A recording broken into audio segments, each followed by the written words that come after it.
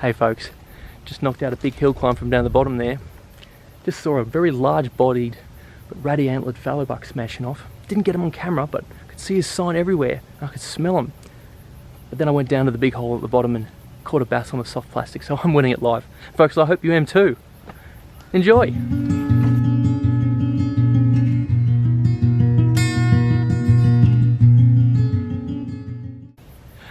Just whilst I've got you folks, I just want to let you know that I've just put out a how-to video on Patreon, an exclusive delivery for members there.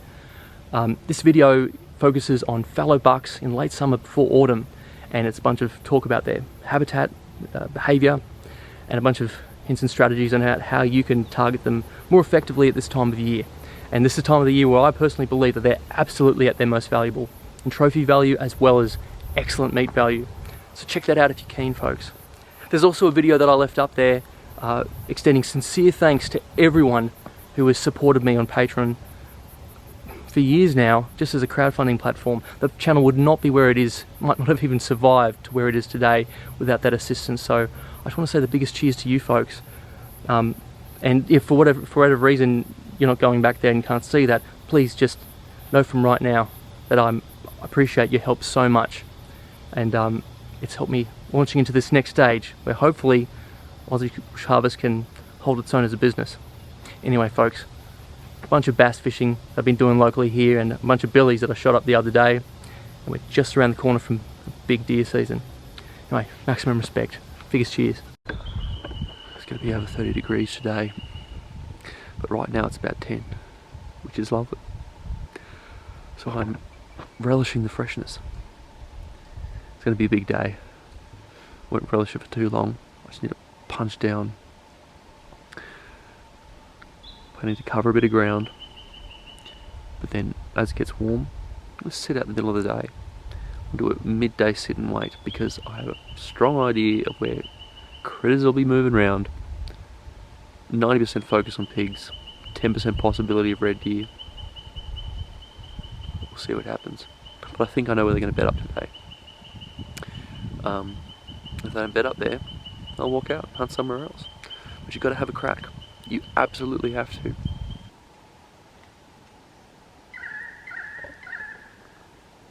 Something's moving in there. Something scared the birds.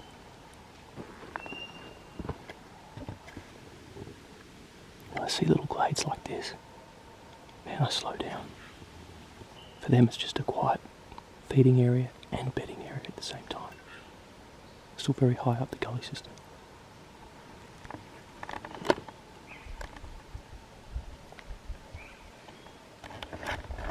The last couple of months I've had a chew. Now a factor I didn't consider. Obviously it's looking pretty green behind me, relatively lush, plenty of berries around.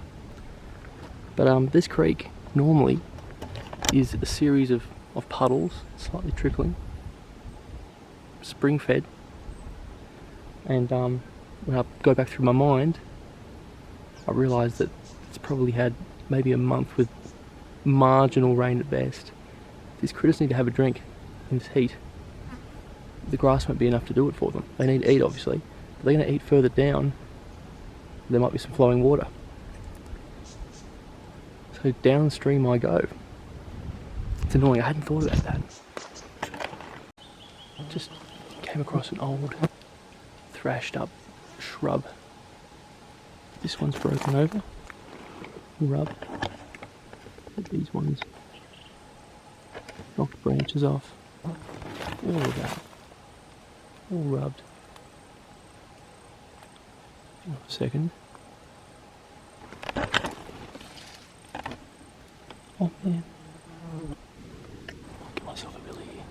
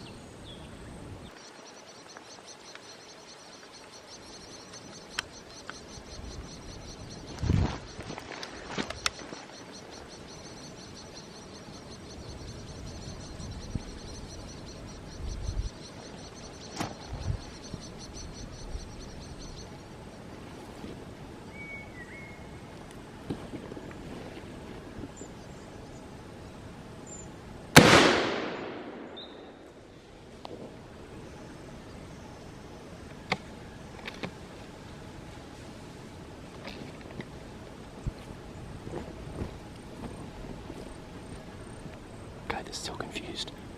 They're still confused. I'm going to take one more out. A younger one, hopefully.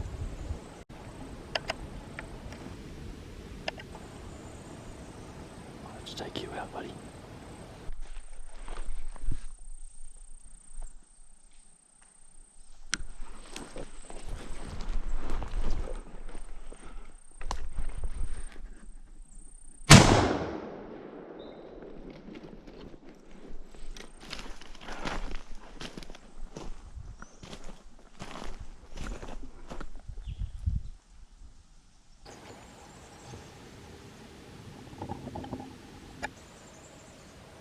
Good lung hit there. Just see it.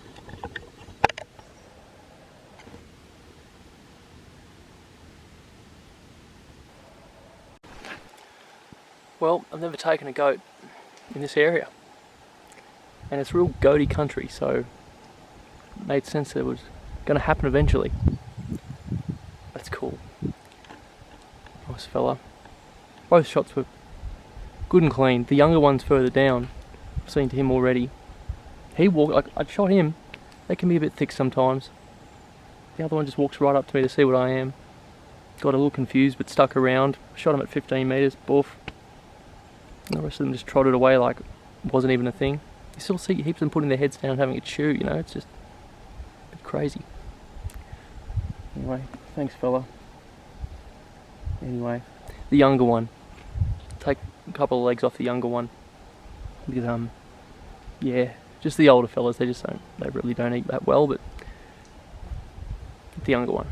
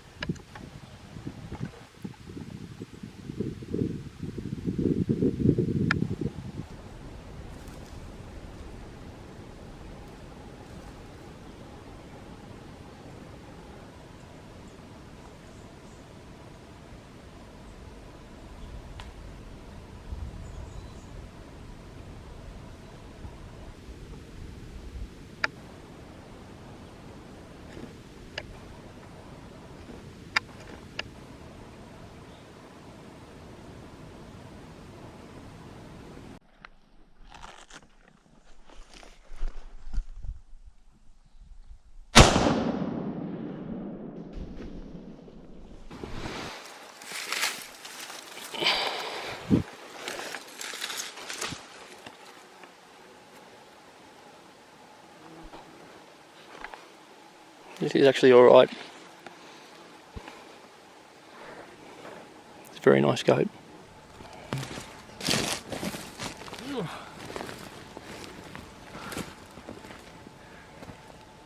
An alright billy, you know. That's good.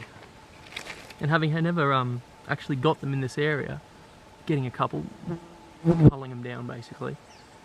So then this fella turning up, and I couldn't believe it because this whole time when I've been in this system, I've heard just light little pig grunts. I'm like, oh, I know where you are, you're in that bush. But again, we can't get into the bush. You wouldn't flush them out, I just know how they operate. So I've just been waiting around for that. And then all of a sudden, just there's more noise coming across, and I look over to my younger billy up there, which is going to be good for meat. And then I'm like, hang on, that's not my younger billy. And it was him sniffing the dead younger billy. Doesn't care, keeps trotting on. And he goes into this bush up there, starts headbutting the fuck out of it. And just thrashing the shit out of it. And it's funny because I found a thorn bush down there, absolutely thrashed. And it had me perplexed because I'm like, wow, this is pretty recent. I'm like, I don't know, if deer were doing this, then there'd be velvet on the ground. And it was just like, it didn't all add up. And then that adds it up. They've been in here for a while. Going hard. Real warm one today for sure. Just drag him up on this tree here so I could show him to you and could have a yarn. It's just a red belly, just cruising up. Then I realised that just on the other side of these blackberries here is where I first started the bomb up. And as I'm going up to the second deer, the meat deer, boof, I'm like, oh, there's a snake tail. And so obviously that's him. I've just done circles around him and he's just weaving through the blackberries, just trying to get on with his day.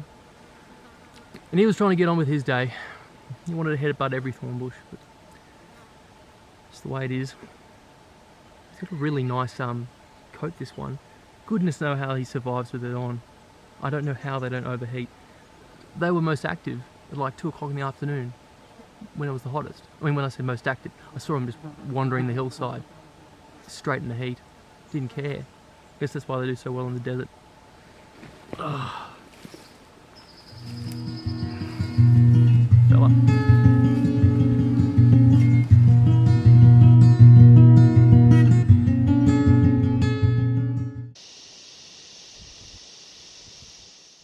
So I'm living a bit closer to Sydney these days, and after, to be honest, a couple of really rubbish seasons on the trout in the central west of New South Wales. It was really good up till December 2023. We had a big rain event, and it just hasn't been the same since.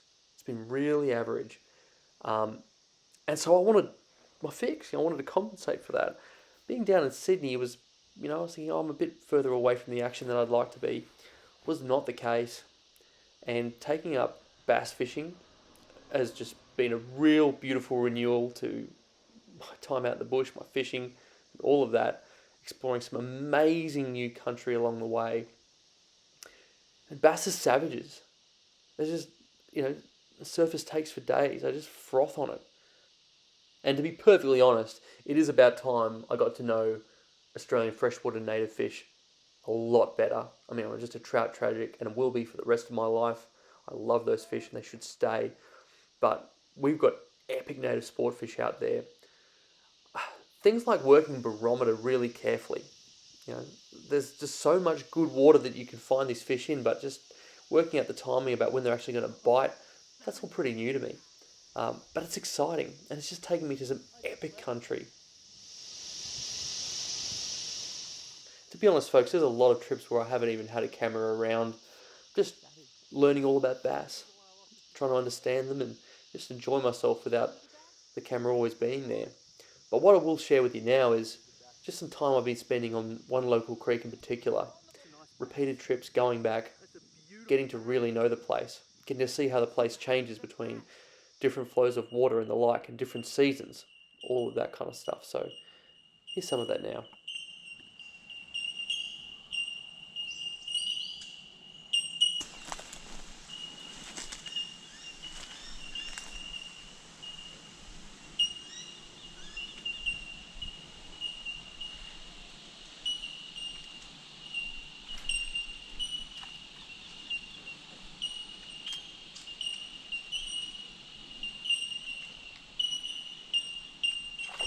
Oh, on.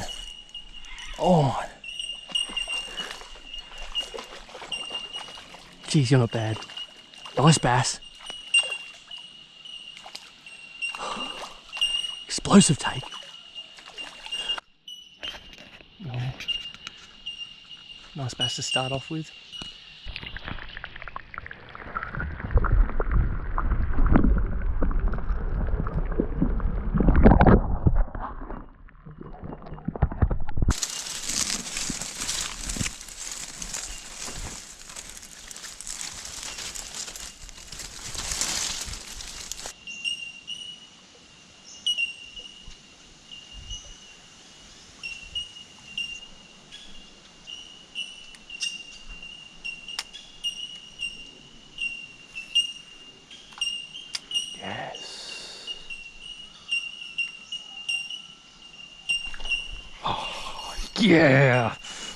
Yeah. Oh, I love that shit. It was perfect, so it would work. Hello, Bassy. Hello. Hungry savage. Did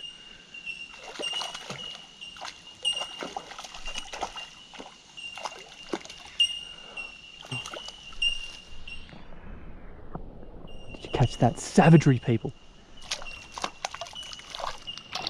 Hey, that's perfect.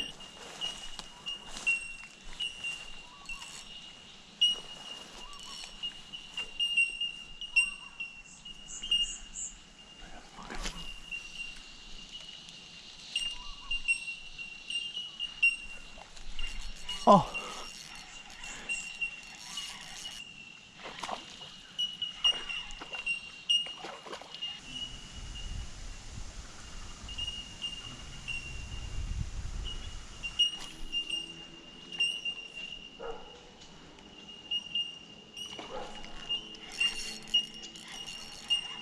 Nice. Let's keep you away from the log.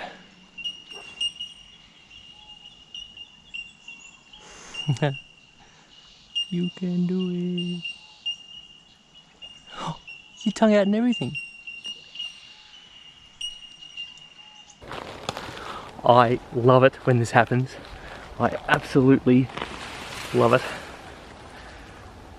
It's old too. You know what the funny thing about this one is? It's not this year's, obviously, but that means I've walked past it like 3 times in the last year.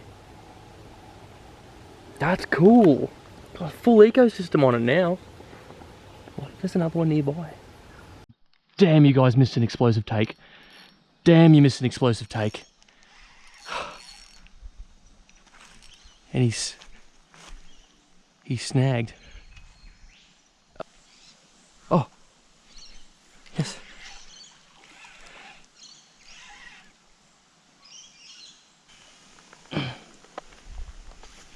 That's a great bass. That's a great bass.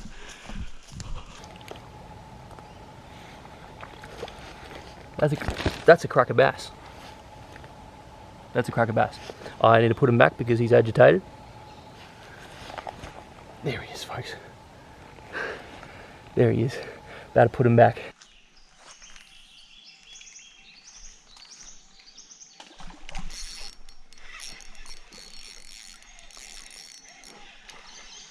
Haha.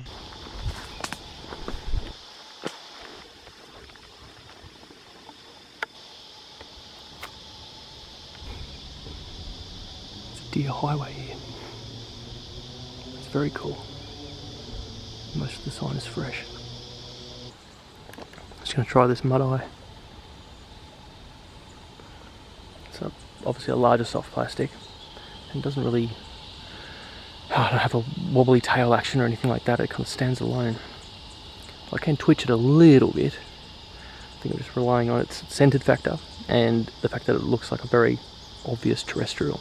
But I'm not disappointed to find this nice deep pool. See, there was floods here about a month ago. I mean, floods, heavy rains, slight flooding, and it seems to have completely readjusted where the holes are. That's cool, it makes it interesting. So I'm gonna fish.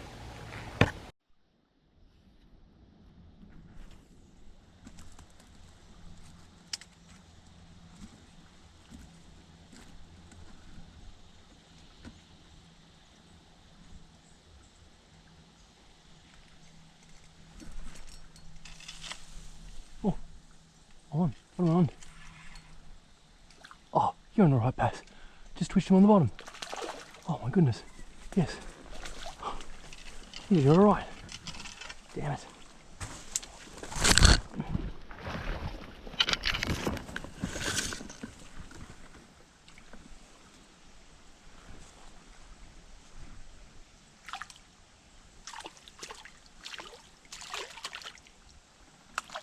Yes. Oh, it's an alright bass. Into your mouth. There we go.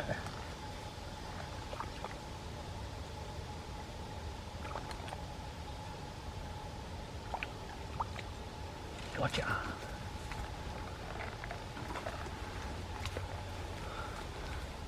That's all right.